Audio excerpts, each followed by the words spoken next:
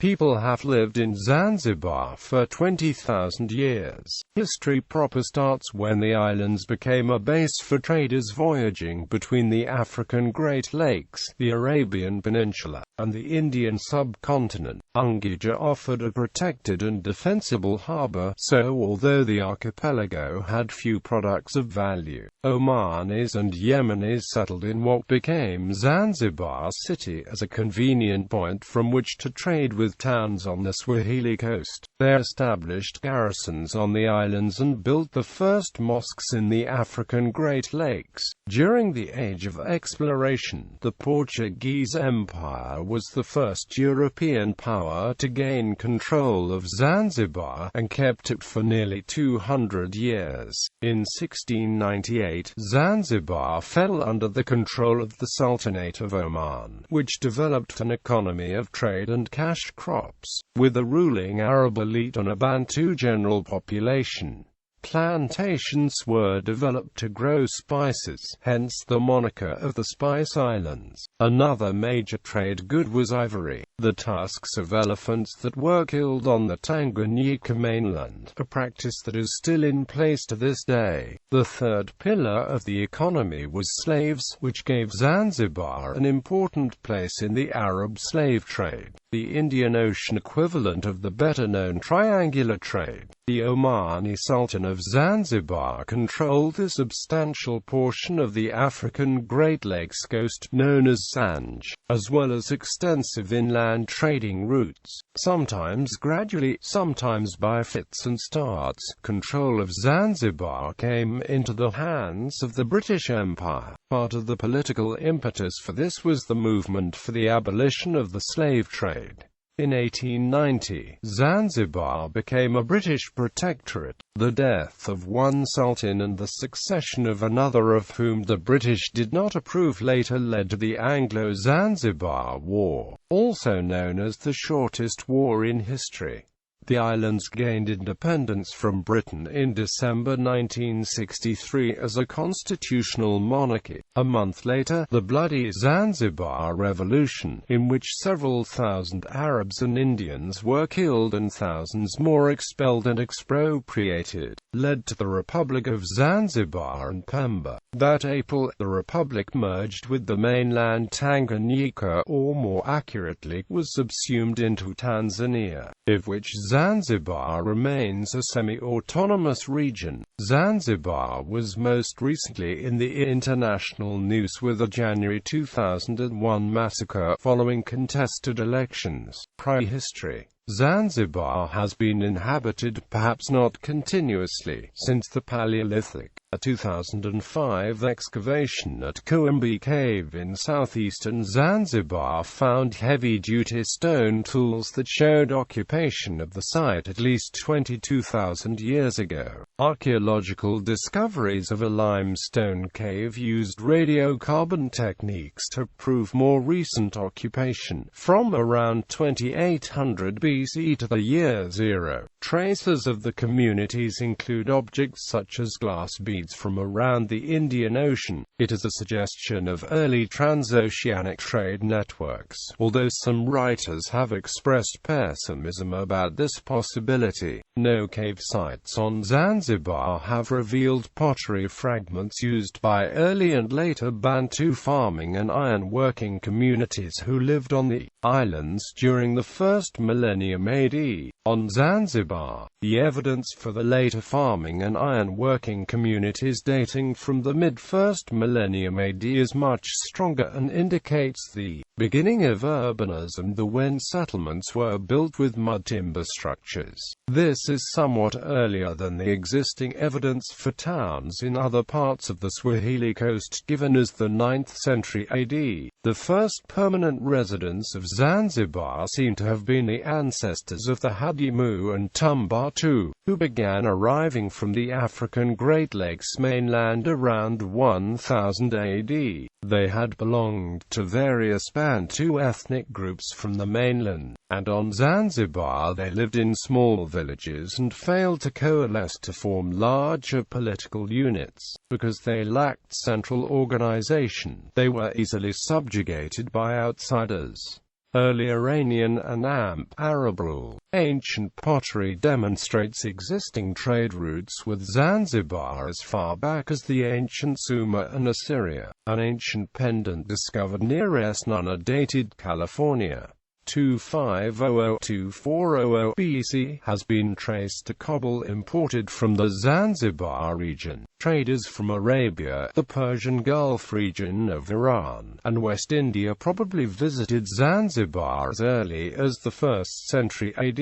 They used the monsoon winds to sail across the Indian Ocean and landed at the sheltered harbour located on the site of present-day Zanzibar town. Although the islands had few resources of interest to the traders, they offered a good location from which to make contact and trade with the towns of the Swahili Coast. A phase of urban development associated with the introduction of stone material to the construction industry of the African Great Lakes littoral began from the 10th century AD. Traders began to settle in small numbers on Zanzibar in the late 11th or 12th century, intermarrying with the indigenous Africans. Eventually a hereditary ruler emerged among the Hadimu, and a similar ruler called the Sheta was set up among the Tumbatu. Neither had much power, but they helped solidify the ethnic identity of the respective peoples. The Yemenis built the earliest mosque in the southern hemisphere in Kizimkazi, the southernmost village in Unguja. A Kufic inscription on its mihrab bears the date R500 i.e. 1107 AD. Villages were also present in which lineage groups were common. Portuguese rule. The Vasco da Gama's visit in 1499 marked the beginning of European influence. In 1503 or 1504, Zanzibar became part of the Portuguese Empire when Captain Rey Lourenço of Vasco Marques landed and demanded and received tribute from the Sultan in exchange for peace. Zanzibar remained a possession of Portugal for almost 2 centuries. Later Arab rule. In 1698, Zanzibar became part of the overseas holdings of Oman, falling under the control of the Sultan of Oman. The Portuguese were expelled and a lucrative trade in slaves and ivory thrived, along with an expanding plantation economy centering on cloves. The Arabs established garrisons at Zanzibar, Pemba, and Kilwa. The height of Arab rule came during the reign of Said Said, who in 1840 moved his capital from Muscat in Oman to Stone Town. He established a ruling Arab elite and encouraged the development of clove plantations, using the island's slave labor. Zanzibar's commerce fell increasingly into the hands of traders from the Indian subcontinent, whom Said encouraged to settle on the island. After his death in 1856, his sons struggled over the succession. On April 6, 1861, Zanzibar and Oman were divided into 2 separate principalities. Said Majid bin Said al-Basaid, his 6th son, became the Sultan of Zanzibar, while the 3rd son, Said Thalwini bin Said al-Said, became the Sultan of Oman. The Sultan of Zanzibar controlled a large portion of the African Great Lakes coast known as Zanj, as well as trading routes extending much further across the continent, as far as Kindu on the Congo River. In November 1886, a German-British border commission established the Zanj as a 10 nautical mile wide strip along most of the coast of the African Great Lakes, stretching from Cape Delgado to Kipini, including Mombasa and Dar es Salaam, and several offshore Indian Ocean islands. However, from 1887 to 1892, all of these mainland possessions were lost to the colonial powers of the United Kingdom, Germany, and Italy, with Britain gaining control of Mombasa in 1963. In the late 1800s, the Omani Sultan of Zanzibar also briefly acquired nominal control over parts of Mogadishu in the Horn region to the north. However, power on the ground remained in the hands of the Somali Geledi Sultanate. In 1892, Ali bin Said leased the city to Italy. The Italians eventually purchased the executive rights in 1905, and made Mogadishu the capital of the newly established Italian Somaliland. Zanzibar was famous worldwide for its spices and its slaves. It was the Africa Great Lakes main slave trading port, and in the 19th century as many as 50,000 slaves were passing through the slave markets of Zanzibar each year. Tippu was the most notorious slaver under several sultans, and also a trader, plantation owner and governor. Zanzibar's spices attracted ships from as far away as the United States, which established a consulate in 1837. The United Kingdom's early interest in Zanzibar was motivated by both commerce and the determination to end the slave trade. In 1822, the British signed the first of a series of treaties with Sultan said to curb this trade, but not until 1876 was the sale of slaves finally prohibited. Zanzibar had the distinction of having the first steam locomotive in the African Great Lakes, when Sultan Bargash bin Said ordered a tiny 040 tank engine to haul his regal carriage from town to his summer palace at Chukwani. British influence and rule. The British Empire gradually took over. The relationship was formalized by the 1890 Heligoland-Zanzibar Treaty, in which Germany pledged, among other things, not to interfere with British interests in Zanzibar. This treaty made Zanzibar and Pemba a British protectorate, and the Caprivi Strip part of German Southwest Africa. British rule through a sultan remained largely unchanged. The death of Hamad bin Thalwini on 25 August 1896 saw the Khalid bin Bargash, eldest son of the second sultan, Bargash ibn Said,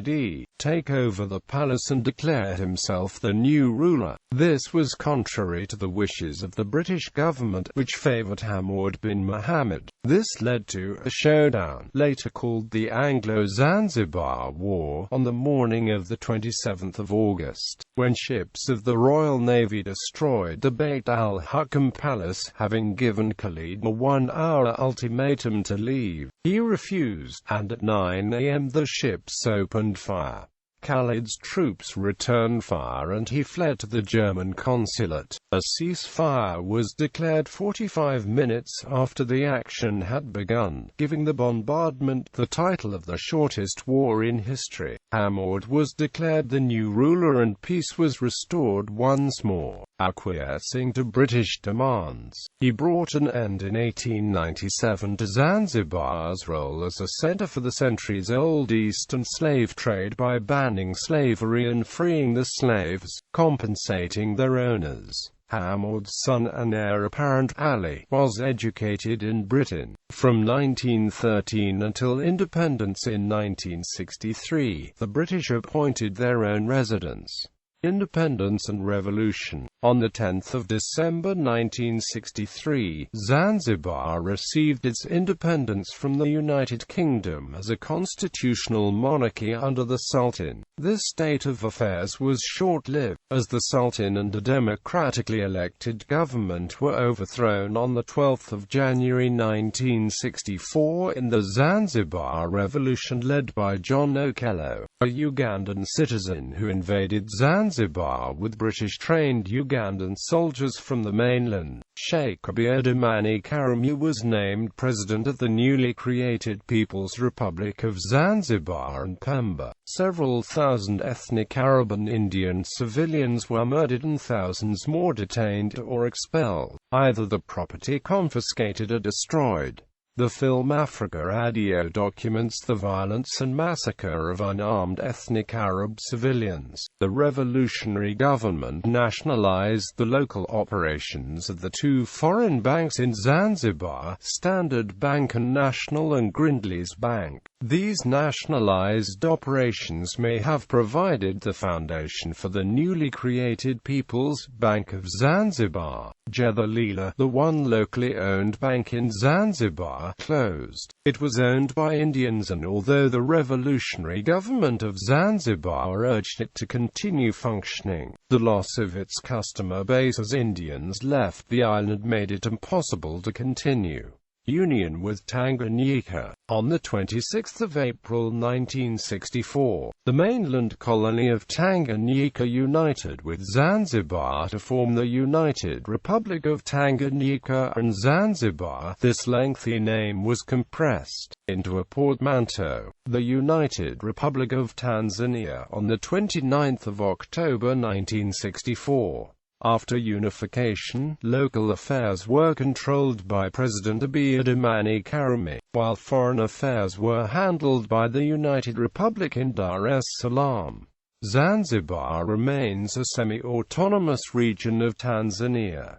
Lists of rulers. Sultans of Zanzibar: Majid bin Said, Bargash bin Said, Khalifa bin Said, Ali bin Said, Hamad bin Thawaini, Khalid bin Bargash, Hamad bin Muhammad, Ali bin Hamad, Khalifa bin Harub, Abdullah bin Khalifa, Jamshid bin Abdullah, Viziers Sir Lloyd William Matthews, A.S. Rogers, Arthur Rakes, Francis Barton, British residents Francis Pierce, John Sinclair, Alfred Hollis, Richard Rankin, John Hall, Henry Pilling, Vincent Glenday, 1946–1951, John Rankin, Henry Stephen Potter, Arthur George Mooring,